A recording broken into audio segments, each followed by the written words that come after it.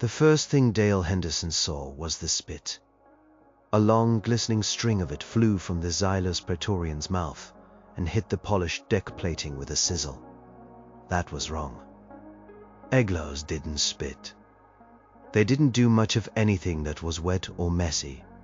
Their bodies were models of cold, biological efficiency. Dale froze, his industrial mop held halfway to the bucket. He was just a janitor, a ghost in the pristine corridors of Orbital 7, a man paid to erase the smudges left by the station's lesser inhabitants. You didn't stare at the Praetorians, that was rule number 1. It was like staring at a loaded gun. But this was impossible to ignore. The 7-foot-tall alien encased in obsidian armor that usually seemed fused to its pale gray skin was trembling. Its long 3-fingered hands, normally steady enough to perform microsurgery in a hurricane, were clawing at its own helmet. A screech tore from its vocalizer, a sound not of anger or pain, but of pure, unadulterated terror. It was a sound no human had ever heard a Xylos make.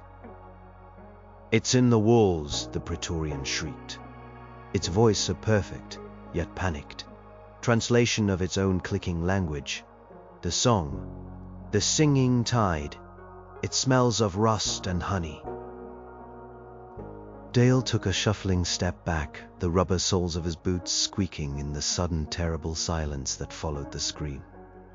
The Praetorian ripped its helmet off, another thing they never did. The face revealed was a nightmare of smooth, featureless flesh, except for the 2 large black, unblinking eyes and the neat slit of a mouth.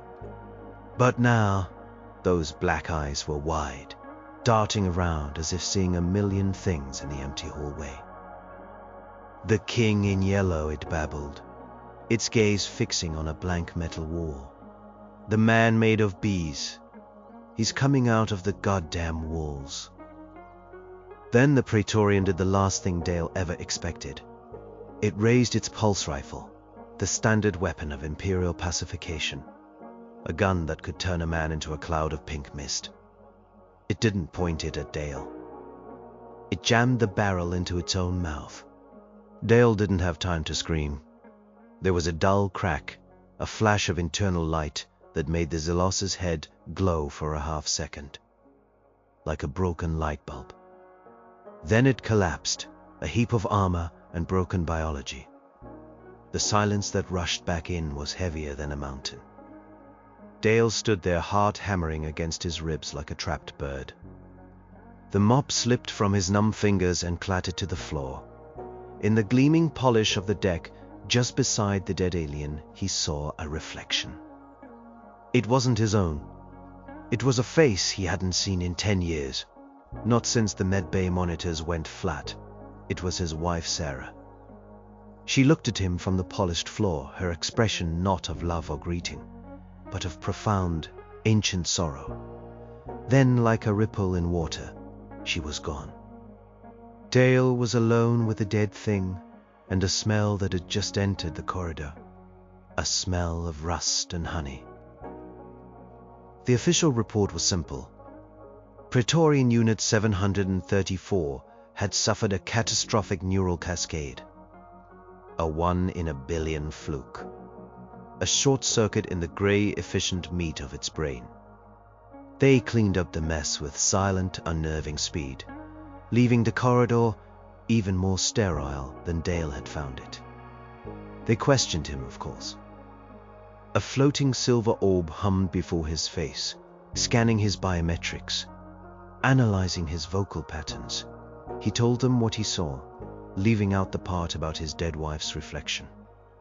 He didn't know why he left it out. It just felt like a secret he was supposed to keep. A secret that didn't belong to the Xylos. The orb concluded he was telling the truth, or what his simple human mind perceived as the truth. He was dismissed. Go back to your duty, sanitation worker. Forget what you saw. But he couldn't forget. The Praetorian's words echoed in his head. The man made of bees, the singing tide. It was the kind of crazy talk you'd hear from a deep space hauler high on stimpaks, not from a Xylos. He tried to lose himself in his work, pushing his slop bucket through the endless white and grey corridors of Orbital 7. But the station felt different now. The air, always recycled and tasting faintly of ozone, seemed thick. The low hum of the life support systems sounded like a distant, mournful chant. He kept catching things in the corner of his eye. A flicker of movement. A shadow that stretched a little too long. He ended his shift in the mess hall, sitting at his usual table with Maria. She was a cook, a short, stout woman, with hands that were never still, and a laugh that could cut through the dull drone of the station. "You look like you've seen a ghost, Dale," she said, sliding a tray with a block of nutrient paste and a cup of synthetic coffee in front of him. "Something like that," he mumbled, poking at the grey paste. It tasted like nothing, as always. "It's the dreams," she said, lowering her voice. "Everyone's having them. I was talking to Chen from hydroponics. He had it too. The one with the long, dusty road." Dale looked up, his spoon frozen halfway to his mouth. He'd had that dream last night. A dirt road that went on forever under a pale, sickly sun. He hadn't been himself in the dream. His hands had been rougher, calloused in a way his own were not. "I had that dream." Maria's eyes widened. "No kidding? What were you wearing?" "Some kind of old-fashioned overalls, I think. Felt like I was walking away from a farm." "Me too," she whispered, leaning closer. "Except I was a woman in a faded dress carrying a bundle. I felt like I was leaving my kids behind. Woke up crying, haven't cried in years." They sat in silence for a moment, the cheerful clatter of the mess hall fading into the background. It was just a coincidence. It had to be. There were 50,000 humans on Orbital 7, crammed into the living quarters the Xylos provided. People talked. Ideas spread like viruses. Someone probably mentioned a dream, and it just got into everyone's heads. A psychological fad. But then Maria said, "It's not just the dreams. You ever get the feeling you remember something that never happened to you?" "What do you mean?" "Like this morning, I was frying up some of the protein strips for the Praetorians, and for just a second, I knew what it felt like to ride a horse. I mean, really knew it. The smell of the leather, the muscles of the animal moving under me. I've never even seen a real horse tail, not outside of a history file." Dale thought of the Praetorian's last words, the smell of rust and honey. He had smelled it, faintly. After the alien was dead, he thought of his wife's face in the floor. A memory that hurt more than any other. "Something weird is going on, Maria," he said, his voice barely audible. "You're telling me," she replied, her gaze drifting towards the viewport. Beyond the thick plasteel, the blue and white marble of Earth hung in the blackness, a silent, conquered jewel. "It feels like the whole station is holding its breath." The next day, the weirdness got a name. Dale was cleaning the observation deck, a place he usually avoided. It was too big, too open, and the view of Earth made him feel a kind of homesickness he couldn't put into words. He was polishing a large chrome panel near the main viewport when he saw it again. Not Sarah this time. It was a little boy, no older than 7, wearing dusty knickers and a flat cap. He was standing right behind Dale's reflection, his face pale and smudged with dirt. He wasn't looking at Dale. He was looking out at Earth, and his eyes were filled with a terrible adult hunger. Dale spun around. The corridor was empty. His heart did a frantic, painful flip in his chest. He turned back to the panel. His own reflection stared back, wide-eyed and scared. The boy was gone. He leaned his forehead against the cool metal, trying to steady his breathing. It was stress. The Zelos occupation, the dead Praetorian, the strange dreams. It was all getting to him. He was cracking up. That evening, the feeling of losing his mind was replaced by a new, more terrifying thought. What if he wasn't? He was walking past a decommissioned comms hub, a section of the station that had been dark for years. From inside he heard a sound. It was faint, crackling with static, but it was unmistakable. It was music. A tinny piano and a woman singing a sad, slow song about a lost love. It sounded ancient, like something from 100 years before the first contact. He pressed his ear against the cold metal door. The song was there, a ghost in the dead wires. He knew with a certainty that chilled him to the bone, that if he could get that door open, the room inside would be silent. The music wasn't in the room, it was somewhere else. Maybe it was in his head. He found Maria in a supply closet counting nutrient packs. She looked up, her face grim. "Don't say a word," she said, her voice trembling slightly. "Let me guess. You're hearing things, seeing things." Dale nodded, unable to speak. "I was in the kitchen," she said, her hands gripping a crate of paste so tightly her knuckles were white. "And I saw a man. He was wearing one of those old-time hats, a fedora, I think. He walked right out of the pantry, looked at me with the saddest eyes I'd ever seen, and then walked straight through the industrial freezer. Vanished." She finally looked at him, her usual good humor gone, replaced by a raw, naked fear that mirrored his own. "It's not just us, Dale. It's happening to everyone." Shen saw a Roman soldier in full armor marching through hydroponics. Said the guy looked tired. So damn tired. They weren't going crazy. Or if they were all going crazy together. It wasn't a sickness. It felt more like a signal, a broadcast from a forgotten station. And every human on Orbital 7 was a receiver, their minds slowly, unwillingly tuning in. The signal was getting stronger every day. And Dale had a sinking feeling that the Zelos, with all their perfect logic and advanced technology, had absolutely no idea how to turn it off. The Zelos noticed. Of course they noticed.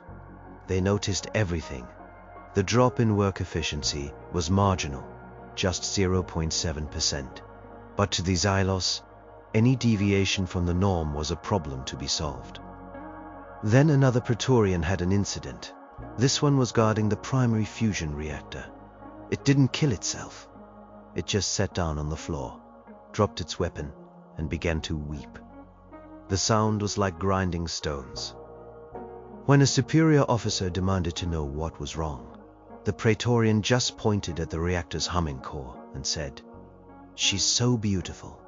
She's singing a song about the birth of the sun." They dragged the crying soldier away. The next day, mandatory psychological screenings began for the entire human population.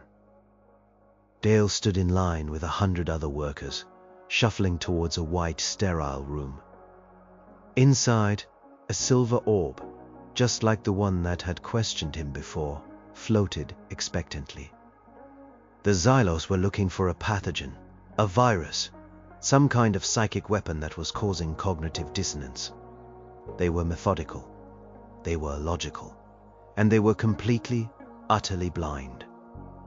When it was his turn, the orb hummed in front of his face. Flashes of light pulsed from its central lens. Subject 43,771. Dale Henderson, a calm, synthesized voice stated, "State your emotional baseline." "Fine," Dale said. "I feel fine. Your heart rate is elevated. Your galvanic skin response indicates anxiety. You are not fine." Explain the discrepancy.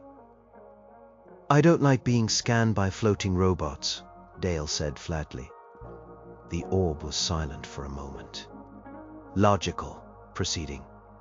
Have you experienced any unauthorized memories or sensory phenomena in the last cycle? This was the question.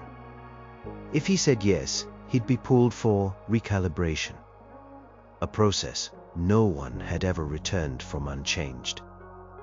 Their eyes were always a little duller, their movements a little slower.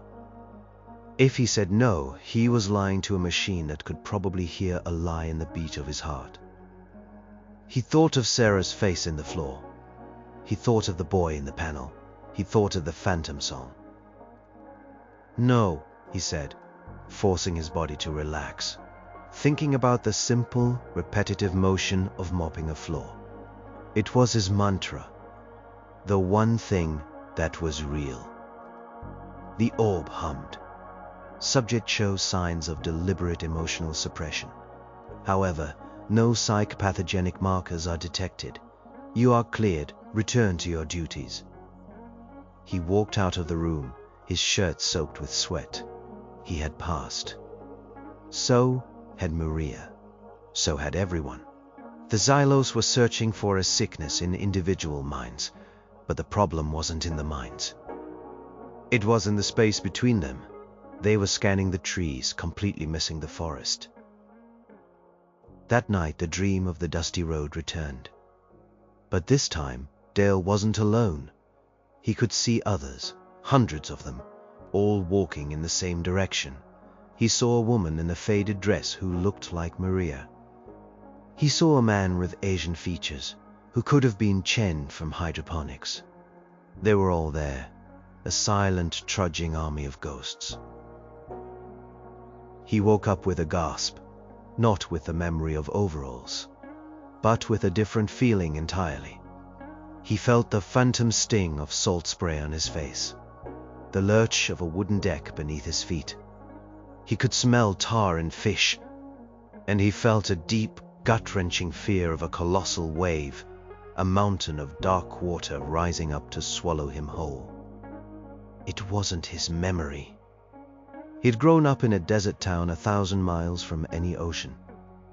He'd never even seen the sea except on a screen. But the fear was real. It was his.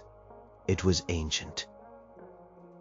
The proconsul of Orbital 7, a Xylos of high rank named Kalen, reviewed the reports in his sterile command center. The data streams flowed around him, holographic charts and biometric readouts forming a cocoon of pure information. And the information was nonsensical. Human efficiency, down 0.9%. Praetorian neural events, up 300%. The screenings of the human population showed nothing but baseline anxiety, which was expected under occupation. Yet his soldiers, the pinnacle of Xylos genetic and mental engineering, were having psychotic breaks. They reported seeing things. A man wreathed in flames walking through the cargo bay. A sky full of winged creatures where the station's ceiling should be. A little girl who sang a song about ashes and then faded away. It was illogical.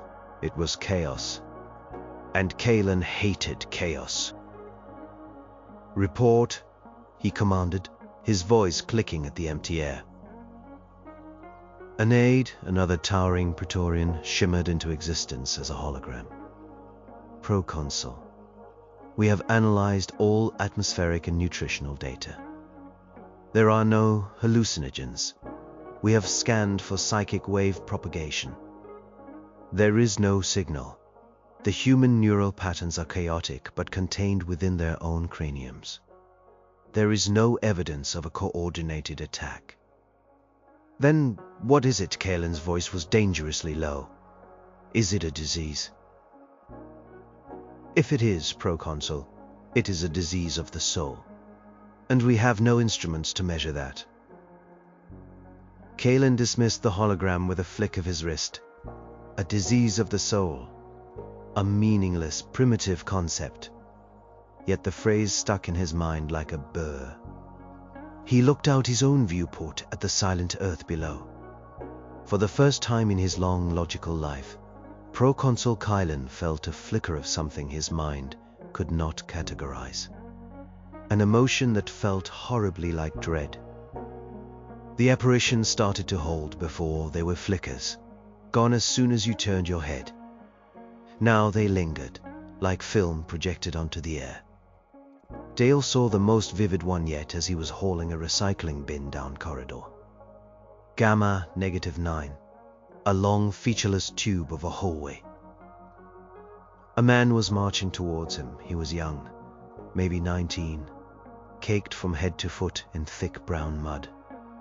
His uniform was torn, his face was gaunt, and he carried a long bolt-action rifle.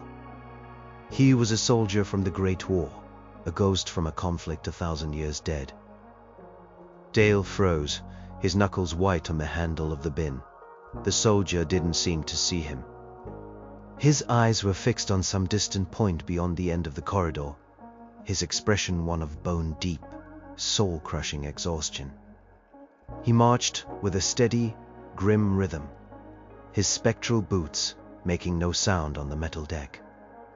As he passed, Dale could smell it all, the mud, the sweat, the faint, coppery scent of old blood.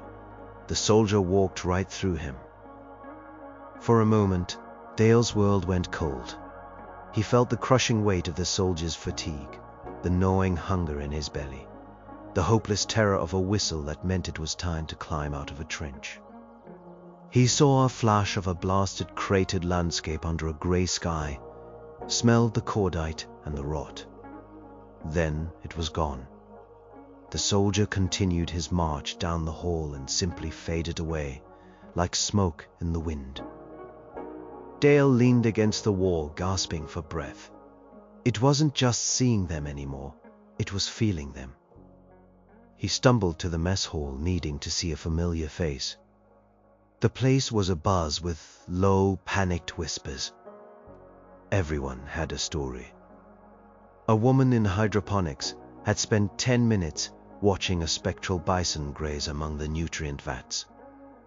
A mechanic in engineering swore he'd seen a man in a spacesuit, an ancient pre-Exilos model, float through the room, tethered to nothing.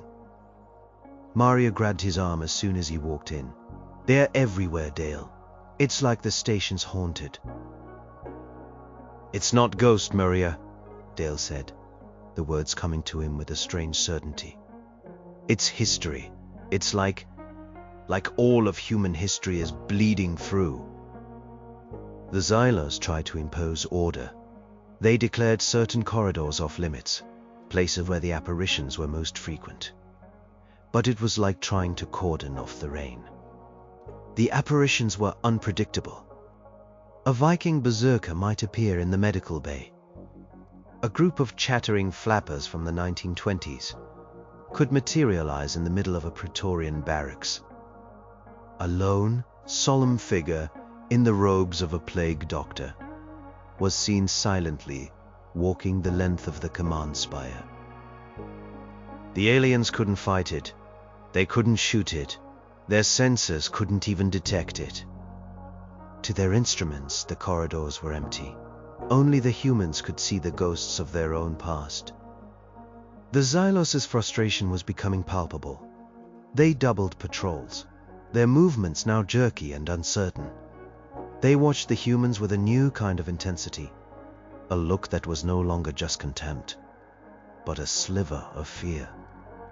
They, the masters of the physical universe, were faced with an enemy that didn't exist in the physical world.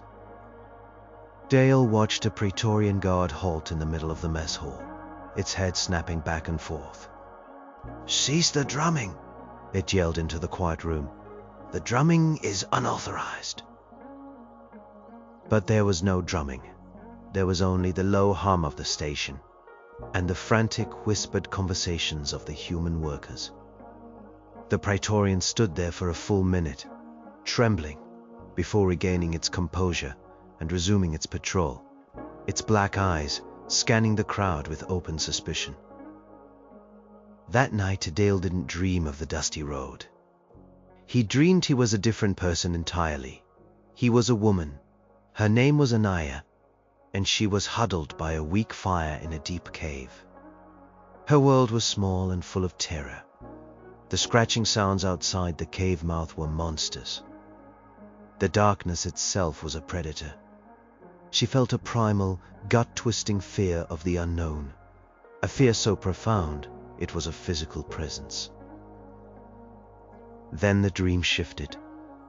He was a man named Marcus, a stonemason, his hands raw and bleeding as he helped haul a massive block of limestone under a punishing sun. He felt the collective pride in the shared exhaustion of building something immense, something for a god he could barely comprehend. He shifted again. A child named Lee, hiding in a rice paddy, the water cold against his skin, as soldiers with unfamiliar flags marched past on a nearby road. He woke up with a scream trapped in his throat, his bedsheets twisted around him. He was Dale Henderson, janitor, but he was also Anaya and Marcus and Lee and 100 others, 1,000 others.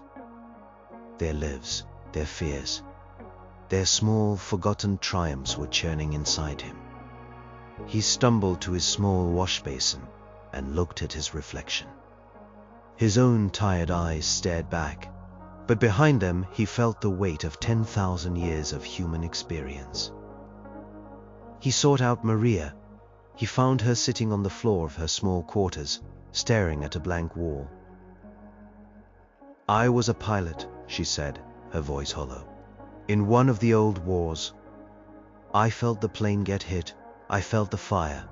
She touched her own face, her fingers trembling. "I remember burning, Dale." He sat down next to her, the cold floor, a small, solid anchor in a sea of madness. "It's us," he said, the realization settling over him not as a thought, but as a deep, resonant truth. It's all of us, every human who ever lived, their lives, their memories. It's all stored up somewhere, and now it's waking up. They looked at each other, two small, insignificant people on a conquered space station. But for the first time, they didn't feel small. They felt vast. They were the sum of 1 billion lives, the children of a history so deep and chaotic that the cold, logical minds of their conquerors couldn't even begin to perceive it. It was humanity's collective unconscious, and it was starting to wake up. The breaking point came in the heart of the station, the primary navigation system, a device of such complexity that it made a mockery of human science, went dark.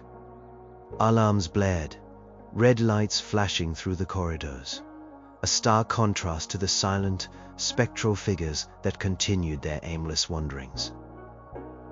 The cause was a single Zelos technician, a specialist. They found him catatonic in the nav control center, his long fingers frozen just inches above a console. His wide, black eyes were fixed on the main viewport, which looked out into the blackness of space. When a medical team managed to coax him into speaking, his words were recorded and analyzed for hours. They made no sense.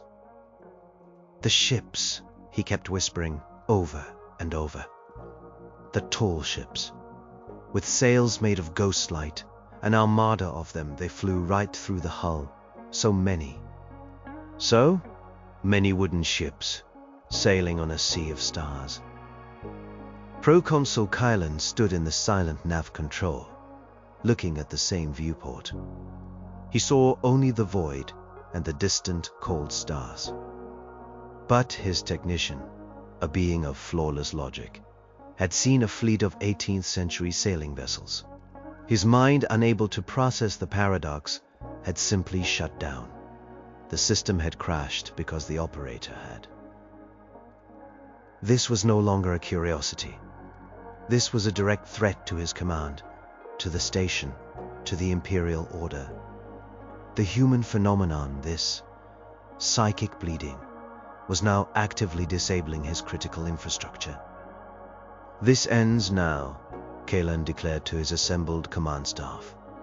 "We have tolerated the primitives' mental instability.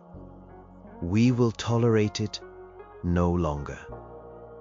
He ordered the deployment of the amnesis field. It was a weapon of last resort, a device designed for quelling mass psychic uprisings on conquered worlds. It emitted a low-frequency wave that was supposed to disrupt complex neural patterns, effectively wiping short-term memory and inducing a state of calm, suggestible confusion. It was a mind scour, brutal, but effective. They activated the central emitter. A low, bone-vibrating hum filled the station, deeper and more invasive than a normal drone of the life support. Dale felt it in his teeth, a pressure building behind his eyes. He saw Maria stumble, the hand going to her head. Around them, other humans swayed, their faces slackening into confusion. But the apparitions didn't stop. In fact, they seemed to grow more distinct. The Roman soldier marching down the hall now seemed to have a faint aura of light around him. The little boy in the knickers appeared again, this time standing in the middle of the mess hall, and for a moment, Dale thought he heard the faint sound of a child's laughter. For the humans, the Amasis field was a disorienting headache. For the Zelos, it was something far worse. They had designed it to target specific chaotic thought patterns. But what was happening now wasn't chaos. It was a symphony. The field, designed to silence a rogue instrument, had just amplified the entire orchestra. The Praetorian guards began to twitch. One of them dropped its rifle and started tracing complex patterns on the wall, with its finger muttering about star charts drawn on cave walls. Another began to chant in a language that was later identified as Ancient Sumerian. Proconsul Kaelan watched in horror from his command center as his disciplined forces dissolved into madness. The Amasis field was supposed to be a psychic scalpel. Instead, it had acted like a key, unlocking something vast and terrible. He had tried to put out a small fire and had ended up setting the whole forest ablaze. He gave the order to shut it down, but it was too late. The hum stopped, but the pressure in the air remained. It was growing, building like the deep, indrawn breath of a sleeping giant that was just about to wake up. Dale felt it. Maria felt it. Every human on the station felt it. A sense of impending arrival. Not of a ship or an army, but of themselves. It wasn't a bang. It was a wave. A silent, invisible tsunami of pure human experience that washed through Orbital 7. It had no physical force, but it struck with the weight of 100 billion lives. For the humans, it was overwhelming. A dizzying, terrifying, and beautiful immersion. Dale fell to his knees, not from a blow, but from the sheer volume of it all. He was a janitor on a space station, but in that single, eternal moment. He was also a hunter, painting a bison on a cave wall, a scribe setting down the first laws, a farmer watching his crops fail, a mother giving birth, a soldier dying on a forgotten beach, a scientist looking at the stars through a new telescope, an artist finishing a masterpiece, a lover sharing a first kiss, a child seeing snow for the first time. Billion years.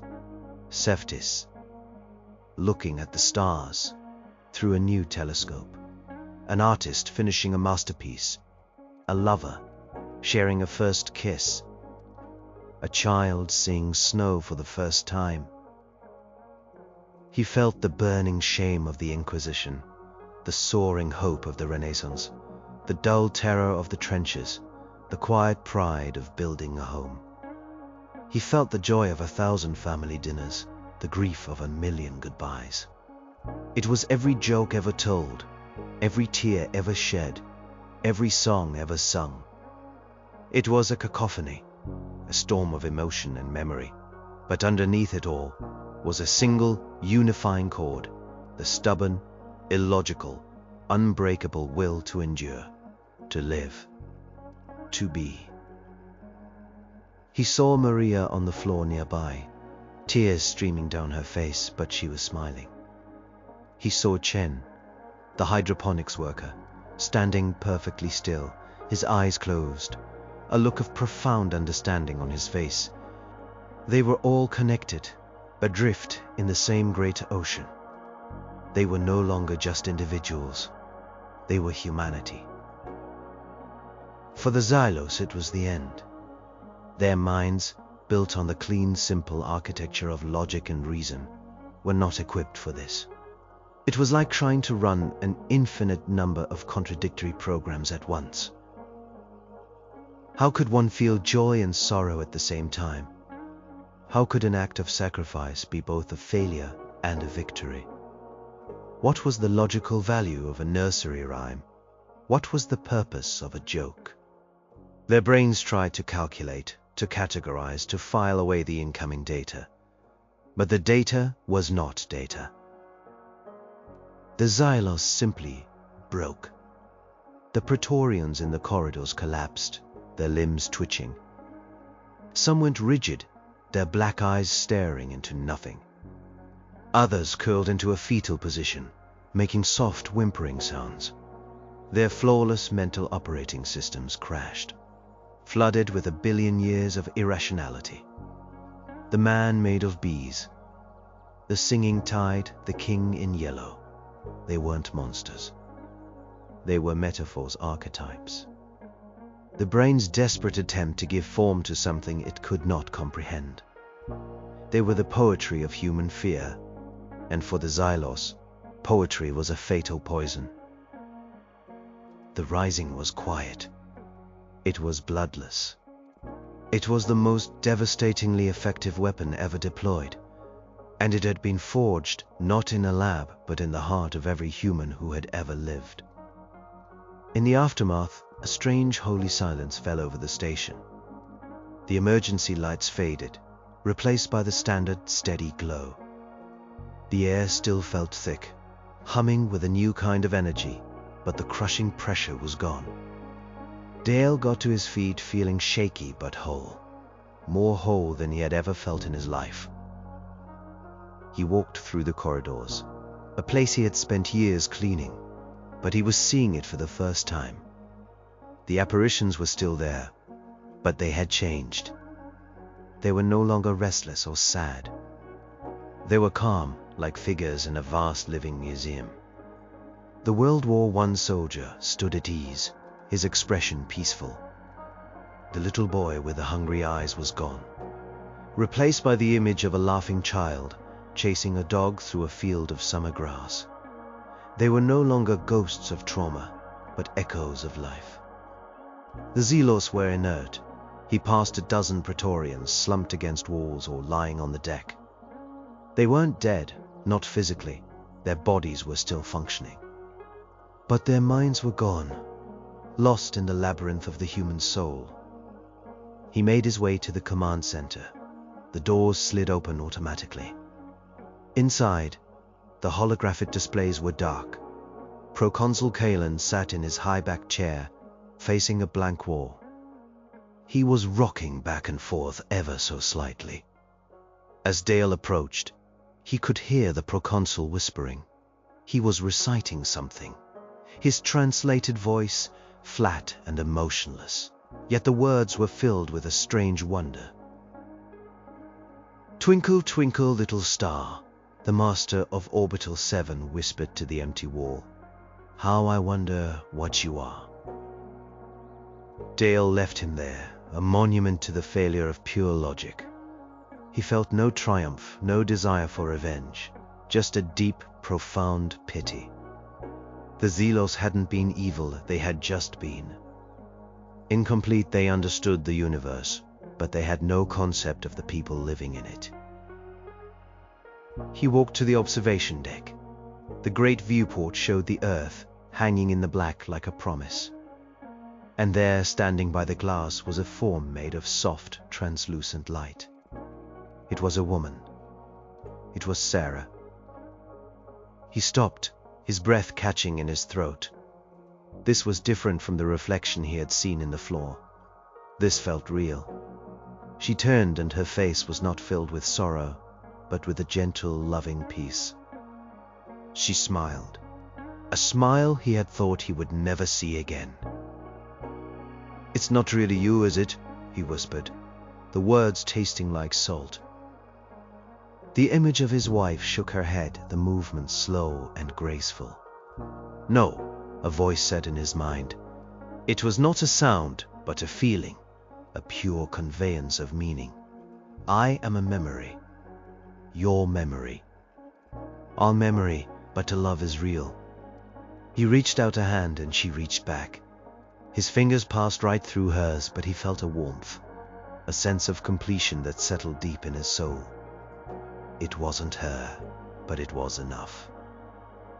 This was not an attack, the thought voice explained, resonating not just from her, but from the very air around him. This was a remembering. You were all so alone, so separate. You had forgotten what you were. The image of Sarah faded, dissolving like mist. Dale stood there for a long time, looking at the earth. He understood now. Humanity hadn't fought back. It had woken up. It had remembered itself into freedom. A week passed. The humans of Orbital 7 were no longer 50,000 individuals. They were a single consciousness in 50,000 bodies. It wasn't a hive mind, not in the way the Zelos would have understood it. Individuality remained, but it was now nested within a greater whole. Privacy was a choice, a mental wall one could erect, but the ocean was always there, just a thought away. The change was miraculous. Maria, the cook, discovered she could understand the complex schematics of the station's fusion reactor. The memory of a long-dead nuclear physicist was now part of the shared pool, accessible to anyone who needed it. Shen the botanist found he had an innate understanding of celestial mechanics. Dale, the janitor, found he could recall passages from ancient texts in languages he had never learned. It was all there.